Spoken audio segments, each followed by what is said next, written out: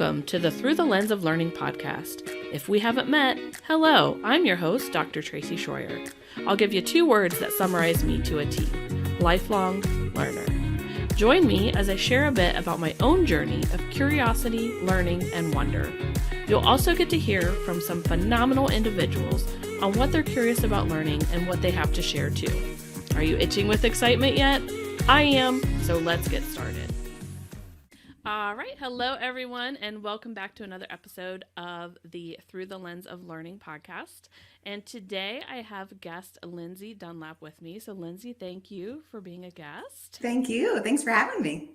Yeah. So let's jump right in. So one of the things that I ask each of my guests is, how do you define learning? I feel like the older I get, the more it is like the school of hard knocks, like life. That's and I say that from the aspect of really pay attention, like acknowledge that the experiences around you are there to teach you. And I think for better or for worse, and I know I've told my parents this before, like it really sucks that you have to get so like to a certain point in life to really appreciate some of these things that are happening. So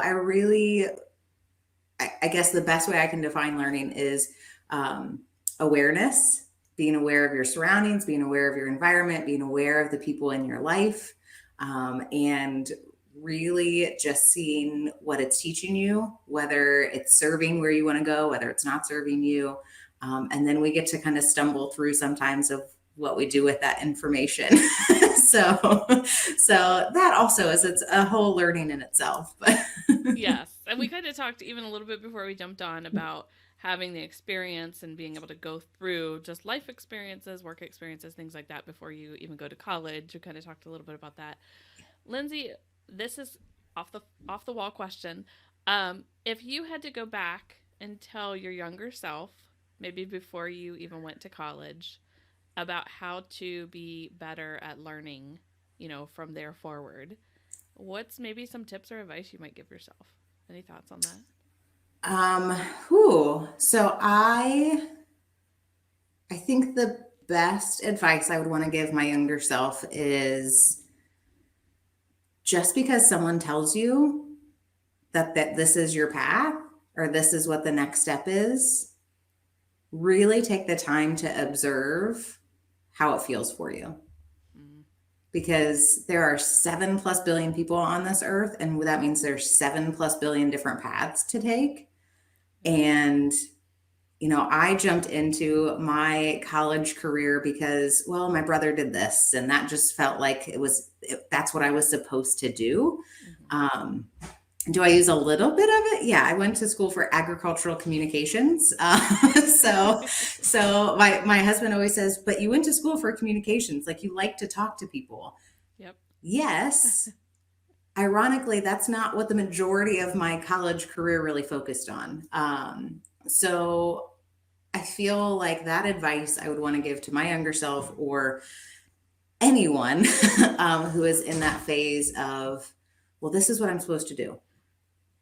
Really take the time to assess it. Really take the time to sit with it and just see how it feels. And know that just because some other people don't necessarily see what you're seeing, it doesn't mean that it's wrong. And it doesn't mean that that's not where you're supposed to pursue it. And if it doesn't work out the way you think it is, it's okay. There's always a new direction to take. So that's okay too. So. Yes. I love that you say that too, the end part of it doesn't mean you made a mistake or that you failed, because you even helped me. And I mentioned recently about my 60-day sprint when I was thinking about whether to stop at the day 26 of that first attempt. And one of the things that I remember you telling me was that I don't have to do it by the book. And I was like, well, crap. Like, I don't have to. Like, I can make put my own spin on this thing. And then also helping me realize that it was not a failure. Lessons learned in this 26 days of that experience, and not to be so hard on myself. And where do you go from here? And I remember another question you were asking me is, so how would you feel if you continued through the rest of your 60 days? And then how would you feel if you didn't and you stopped and you pivoted? And those were huge for me to be able to make the decision that I did and Mhm. to be able to move forward. So I love that. Yeah. Love that. And so my training, and I'm sure we'll get into this, but I will remember the first day I sat in my coach certification training and they were like, there is no right or wrong, there is no good or bad. And I went, yes, there is. Technically, there's. But the more you really unpack that, Mhm.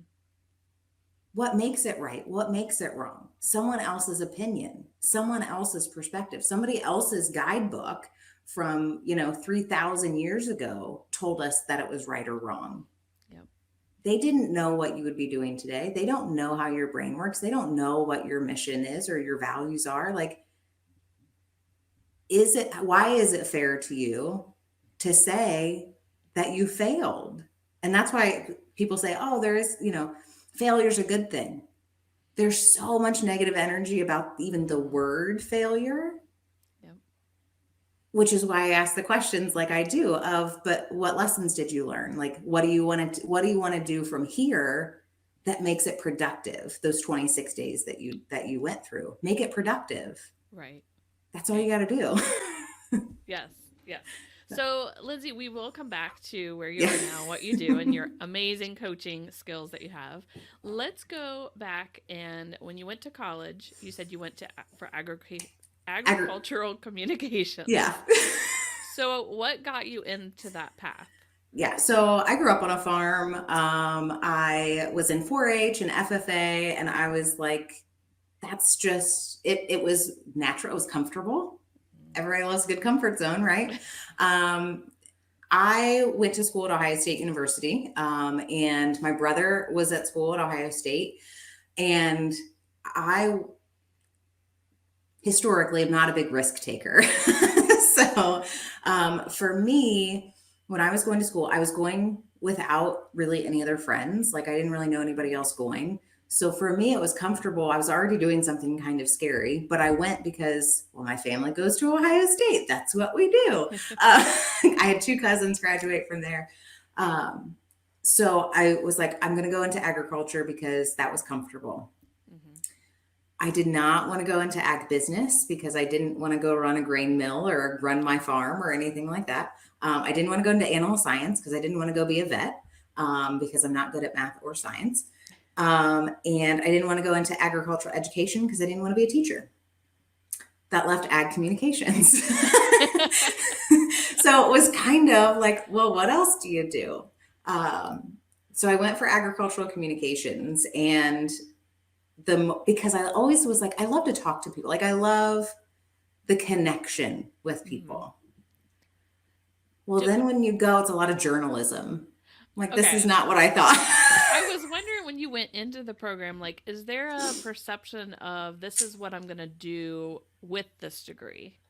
Like, this is where I'm going to work, or this is the kind of things that I'm going to do. So again, I kind of went in without, I maybe am not the best researcher because I kind of said, well, this is what's left. But the more I got into it, the more it was focused a lot on journalism or communicating with different agricultural organizations. So, like Ohio Farm Bureau Association, things like that, going and supporting them. So I didn't know what I was getting myself into. Fair. I A think lot of people do that. yeah, Ton of people do I that. think some people did. I do know some other people that graduated with the degree that are using it very effectively. But I think they probably went into it with a little more education, informed decision more than I did. So it is what it is. So Yep. So, what did you do like when you were nearing the completion of your degree? Were you working at the time, or was it after college that you started working? yeah, so I started working with Target stores when I was in my senior year at Ohio State. And it started as just a seasonal job. Like it was towards the end of the holiday season. And they'll hire anybody in the holiday season. So, so I think I got hired on the spot when I went in and filled out an application. I was a seasonal cashier, finished my senior year there, and as I was starting to look for jobs, it was like, I'm going to have to move to get anything like realistically within my degree. Mm. Because in agricultural communications, a lot of that stuff is focused more towards like Midwest, like, Oh, okay. you're going into the Corn Belt and things like that. You go work in Kansas, you go work in, those types of areas. And so I moved back home, lived with my parents, and transferred stores with Target. And I got into like an hourly supervisor for the cashier. So I was working full time, and I started helping in human resources. Mm. And they were like, "You're kind of good at this. Like, we could see you doing more." So that's when I got promoted into human resources. Like, it's called an executive team leader with Target stores. So you were that like salaried supervisor position. You were a key holder for the store, all that kind of stuff. So that's what led me into, gosh, ended up being 12 or 13 years in HR. Oh, wow. And again, I kind of went in blind. Let's see how this goes. Let's see Yeah. how it works. Because I love people. Like, I love helping people. I love hearing people's stories. I love really kind of understanding why is it that you do what you want to do. Like, Mm-hmm. how is that supporting you? Which is, just exploded in the last 3 years. But it was a lot again. And I told somebody this the other day. I said, I didn't really understand that HR isn't necessarily 100% for the employees. Mm-hmm. I was telling somebody that the other day. so so I really wanted to be an employee advocate. I really want, you get burnt out after a while of saying, here's the feedback. I'm going to supervisors, I'm talking to people, and I'm saying, here's feedback from the team. And they're like, well, we just can't do it. They're just a bottom performer. Okay. So Did you do the same, were you in the same type of role for that whole 12, 13 years that you were? so I was with Target stores within that human resources role for about 5 years. And then in that 5 years, I got married and had my first child. So I had my son when I was with Target. And the retail, like, again, knowing I never intentionally wanted to get into retail as a career in the first place. And then it did not work for the family dynamic that I wanted to have. And I will always tell people Target is a great company to work for if it matches, your intentions, if it matches what works for you and your family. I got tired of working every other weekend. I got tired of working nights. I got tired of not being able to have time off during the holidays. Like, that wasn't what I wanted for my family. So in June of 2013, I moved companies, and I became a regional HR for a used car dealership. It's called Buyrider. So they're kind of the buy here, pay here. They finance it, So we had, I think, 30 company stores at the time. So I supported stores in Columbus and Cincinnati when I first started. And then I moved up into Cleveland, and then I moved up into Pennsylvania, and, all the things. So I worked for them until 2017. And then again, life happens, and you're like, I'm done traveling. I'm done driving, spending 6 hours a day in the car. And all my other life stuff has happened. Yeah. And the end of 2017, I moved to my last HR position, which was for a heating and cooling contractor close to home. No real travel. Nice. But I was like, hey, I get to start my own department, because they had never had HR before. Okay. So I always tell people, I was really fixing like surface level stuff of like, hey, I'm getting burnout here. Hey, I'm not excited about this anymore. So I was like, oh, I get to create my own department. This will be so much fun. Until you go back to the reality of, it's not about the employees. It was, but, So it really went back to, what do the owners want? So I spent the last almost 4, I guess it was about 4 years of my HR career there. So Okay. And then what happened, because you have since left the yes. the corporate and the HR space Yeah. to be a coach out on your Yes. own. So, was there something that happened that really changed your mindset and this is where I need to be instead? Yeah. So my transition was when my husband had his accident. So my husband farms for a living, and December 1st of 2014, he called me and told me he had cut his leg off, like very casually, nonchalantly. I'll be okay. Don't worry. It's like, Very much in that shock moment. I was telling somebody the story the other day. I said it was a Monday morning. It was 10:30. I was getting ready to go into an IDP conversation, so a development conversation with a store leader. And my and you phone had rang. one or you had both kids at this I time? had both kids. So my daughter, I had my daughter in July of 2014, and then this happened December 1st of 2014. So she was 4 months old Wow. when this happened. So my son was 3, she was 4 months old. Um, and I was, again, we were getting ready to go into this meeting, and I see my phone's ringing, and I was like, oh, he hates it when I don't answer.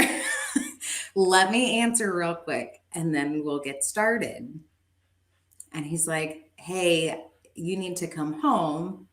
I think I cut my leg off. And I said, are you kidding me? He said, no, honey, I'm not kidding you. Like, again, it's just the sheer shock of his body that can have this conversation at the moment.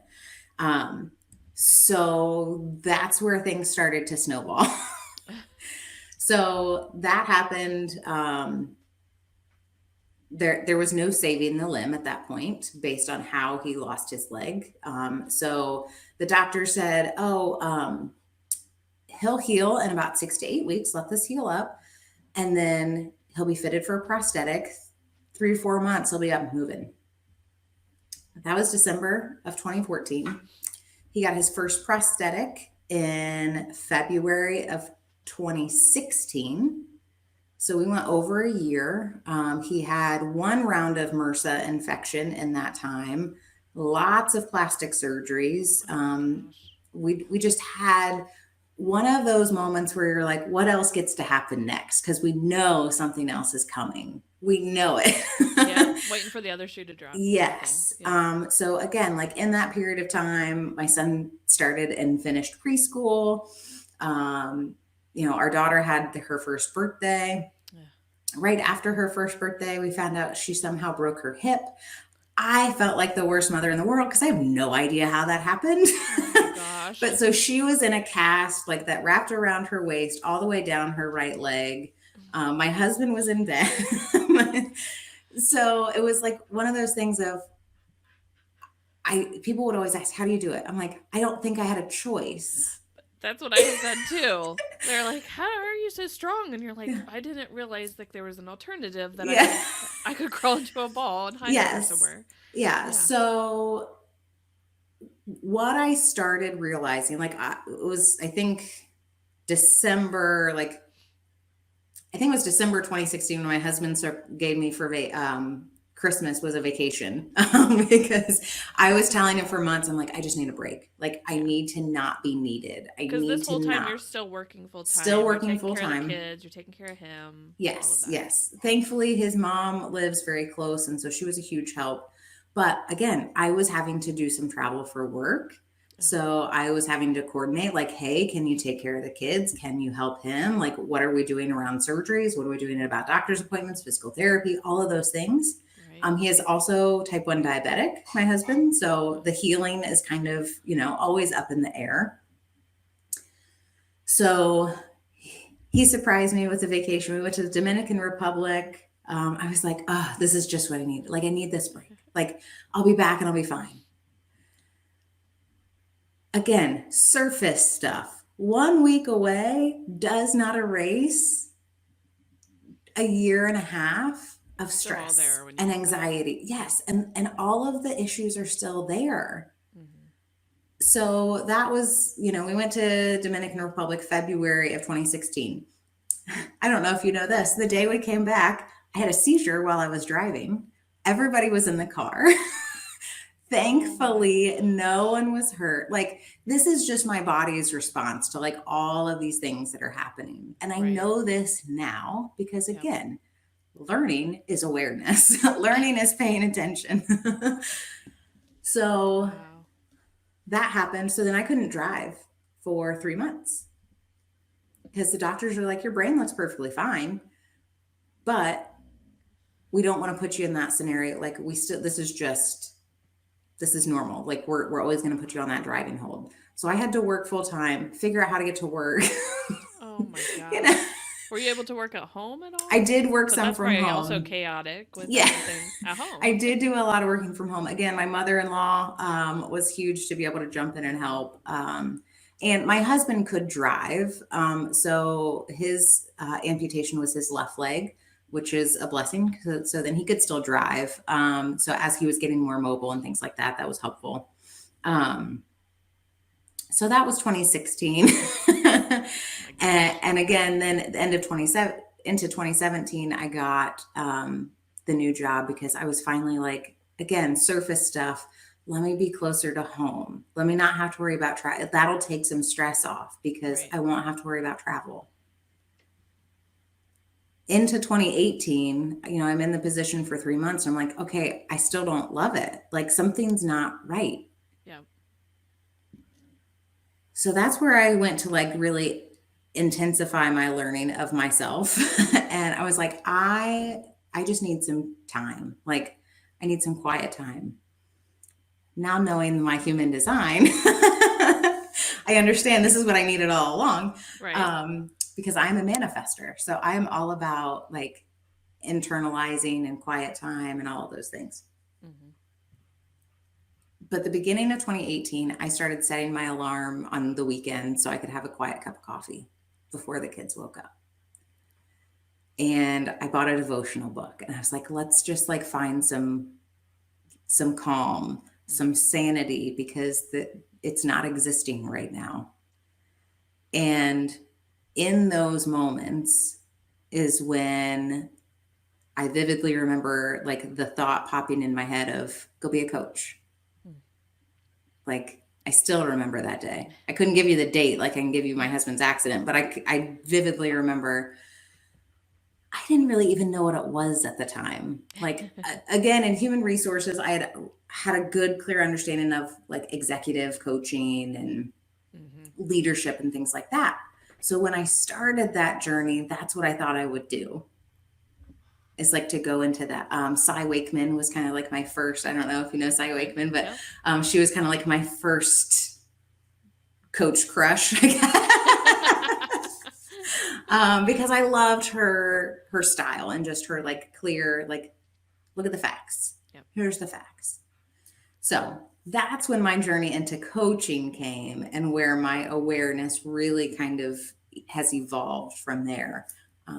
Was in the beginning of 2018 and here we are today. So Well, and I like what you said too about realizing you needed to take those moments of quiet and silence and it came to you. Because a lot of times, me included in the past, have said, I just wish there was a freaking sign and I would know what direction to go from here. And people are like, well, if you're quiet and you like, ask for it and then you sit there and you wait and you're patient. And it's like, I don't yeah, know. But yeah. have you had different maybe coaching clients that have felt that and what kind of advice do you give them? Because I know not just me but a ton of people are impatient. Yes. Me Or included. Thank you. so how do you get that patience while you're waiting to kind of figure out what's that direction forward? I love that question because it's about learning how to trust yourself and trust that it's coming. A lot of times we focus on the problem. A lot of times we focus on, I wish it wasn't happening this way. I wish it wasn't unfolding. I wish it wasn't taking so long. Yep. We are focusing on the stressor. We are focusing on what's not working instead of focusing our energy on the solution. Instead of focusing on, I trust that it's coming because I'm preparing myself for it to come. Mm-hmm. And again, it's a lot more, like people like to call it woo woo, it's like, Is it the but manifestation, like it's, manifesting? yeah, like I love law of attraction. Like Mm-hmm. that's, I because we are creating every moment. Yep. And when you really like step back to think about, am I coming from a place of fear of it never happening, or a place of gratitude because it's coming? Oh, I like Those that. are two very different energies, right? Like, Yeah. and I'm a core energy coach. So we talk a lot about energies. We talk a lot about, and a lot of that is emotions. I love to talk to my clients about the emotions of it, the feelings of it, because that's your roadmap. Mm-hmm. Like you said, I just want a sign. I just want to know. The universe continues to give us signs until we pay attention. They Right. get bigger and bigger and louder and louder and louder. And we're like, gosh, I wish I would have known this sooner. Well, 6 months ago, it was telling you the same thing. You just weren't paying attention. So, because you were looking at it from the perspective of, when is it going to happen? Why isn't it happening yet? Yeah. So siloed and not realizing these other things Yes. were happening that Yeah. were giving you signs. Yes. Yeah. Just appreciating the fact it's coming. Mm-hmm. And I even, because I talk a lot about, language, the words we use, the thoughts that we entertain, even catching yourself to say it's going to happen one day versus every day I'm creating it. Even saying it's going to happen is still putting it out to say it's not happening yet. Mm. Every day I'm creating what I want. Every day I'm creating the business that I want to have. Every day I'm creating the family experience I want to have. Just speak it. Just say it. Just think it. Write it down. I don't care how you get it out. But the more we practice it, and again, that's why I talk a lot about practice instead of trying. Trying means that you're setting yourself up to fail at some point and you're like giving yourself the safety net. Mm. If you practice it, it's just warm up. It Oh, doesn't have to be okay. perfect, Yeah. but it's practice. Yep. You're not expected to be perfect, but you're practicing. Yeah. And a lot of So, that, I feel like that perfectionist mindset, that's more us.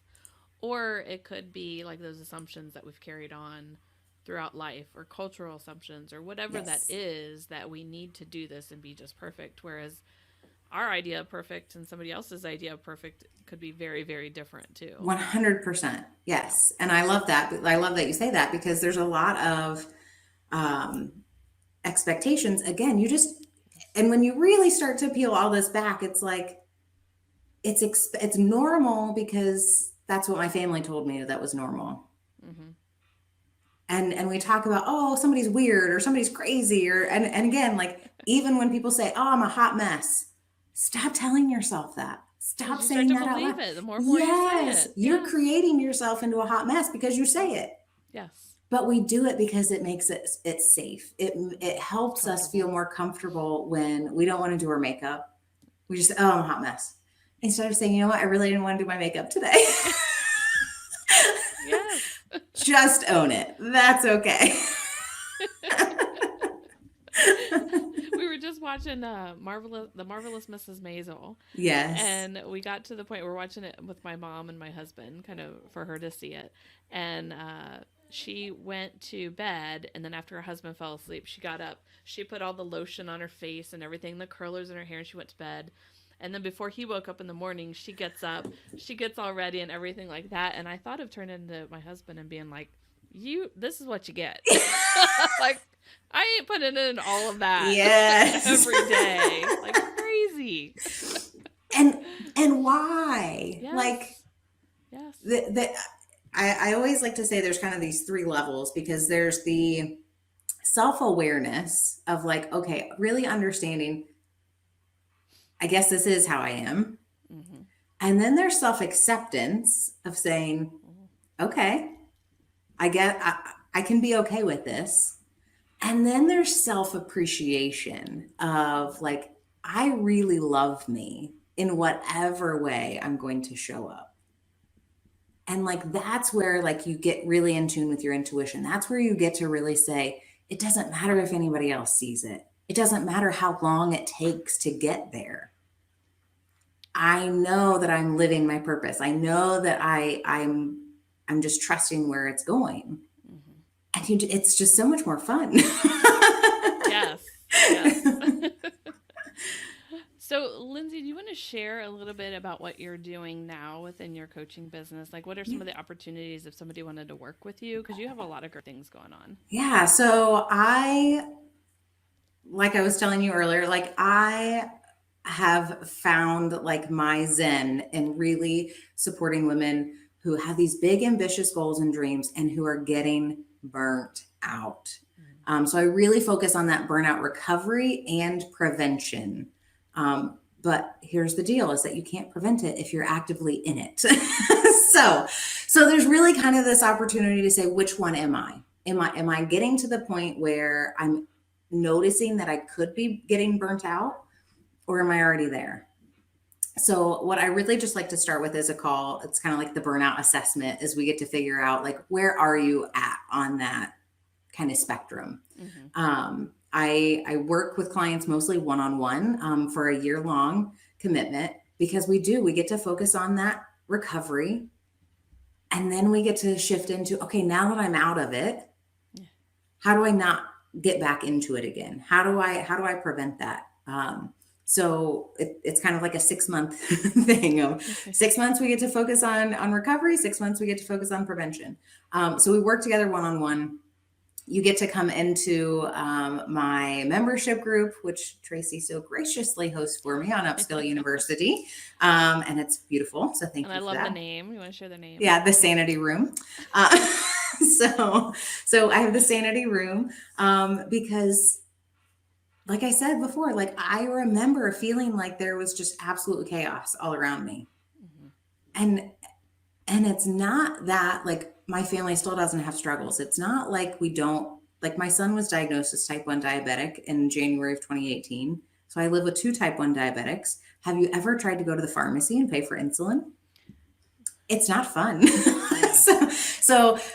Me like loving life at this point doesn't mean that things don't cause frustration. Stress. Yeah. It's a matter of, again, what's the most productive way to walk through it. So but I work with clients one-on-one primarily. I do have the membership group that you can join in as kind of your taste into the Sanity Room. That's a month-to-month membership, no commitment, anything like that. I have what I call, if we're not quite ready for the one-on-one experience, like year-long commitment, because I get it, like that's a commitment. We're getting married for a year. Don't tell my husband, but but I do what I call my weekly reboot calls. So if you're like, I just need a quick hit to like get me back on track. So those are 15-minute calls once a week. And again, no commitment, no contract, anything like that. It's really just your opportunity to get that support. I have so many people say, you're just kind of like my emotional support. And I remember telling somebody like a year ago, like, I feel like I'm an emotional support animal for ambitious women. I love it. And I laughed about it. I was like, it's kind of true though. Because there's no judgment.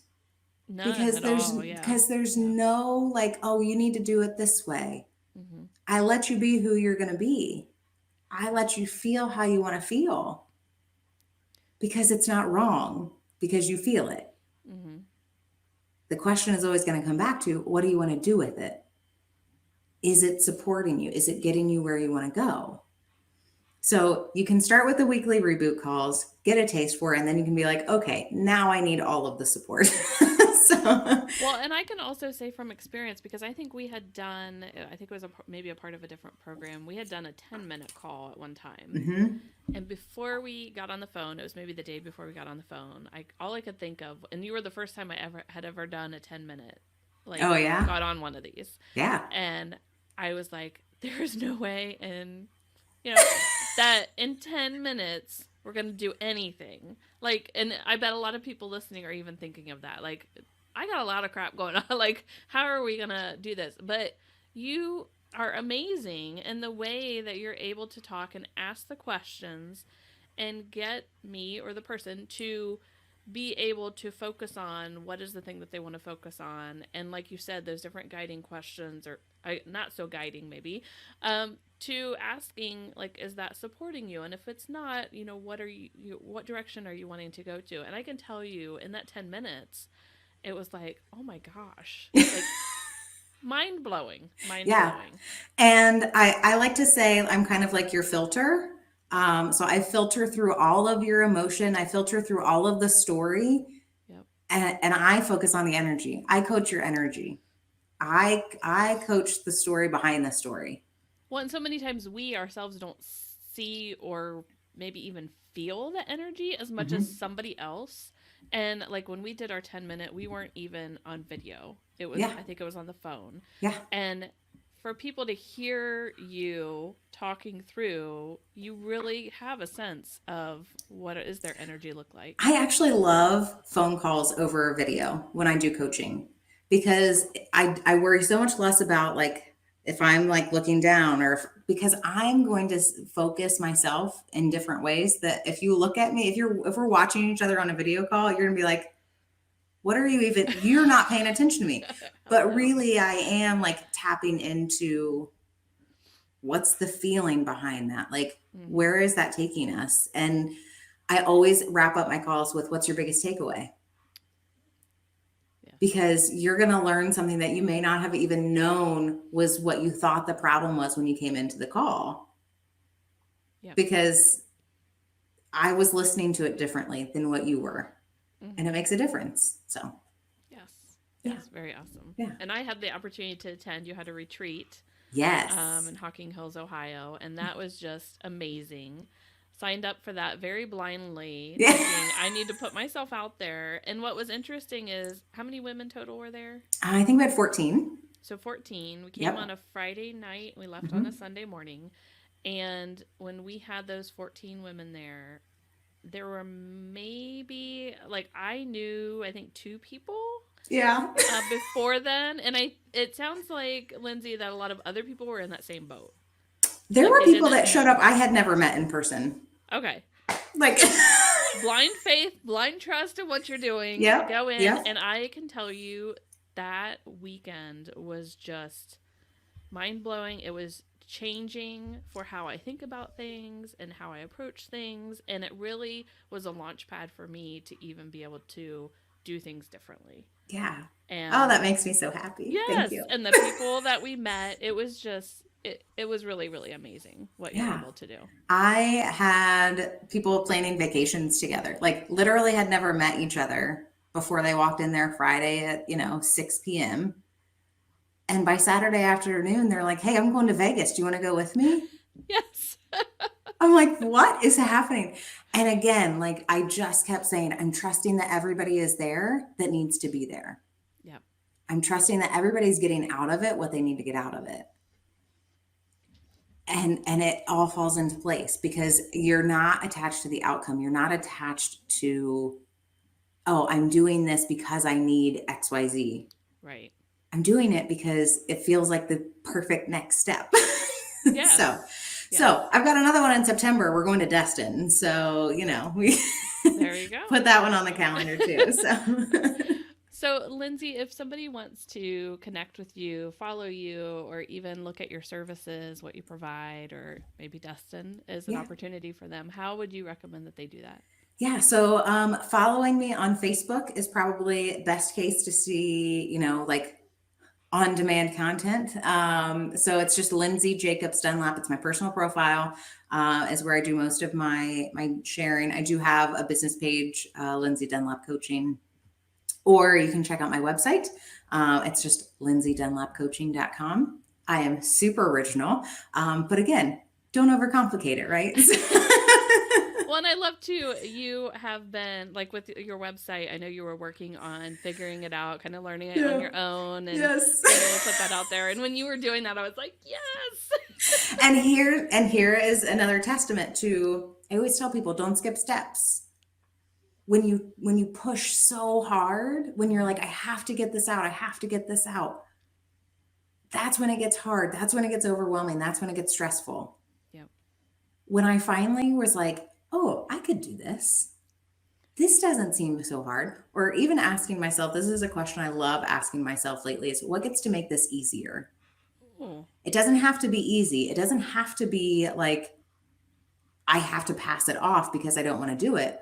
But what can make this easier? And then I was like, oh, okay. Like you notice when tension just kind of starts to melt and you're like, oh, my shoulders drop and your jaw less, tension lessens. And Right. you're like, oh, okay. So that's doable. And it came together so quickly. I was like, wow, I I was love kind of that. proud of myself. You did start it, and then it felt like it wasn't very long before you're like, oh, it's ready. I'm putting this out there, and Yeah. good to Yeah. go. And I build like landing pages now. I'm like, who is this person? Who is this? And Lindsay came to me because she was like, I am so not technical. Yeah. Like, how do I do I this still believe group? How do that, I but do that? that's You know enough to be dangerous now. That's what apparently, yes. But yes, you can check out, I've got a resources page on my website. You can check out all the services.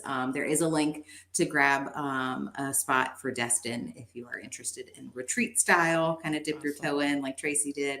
Yes. So it's all there. Awesome. So Well, thank you again, Lindsay. I yes. appreciate that you had agreed to be on the Yeah. podcast. And Oh, thanks for inviting me. yeah, definitely. All right. So that's it for this episode. I hope everyone joins us for the next one. And until then, have a great day. Bye. All right.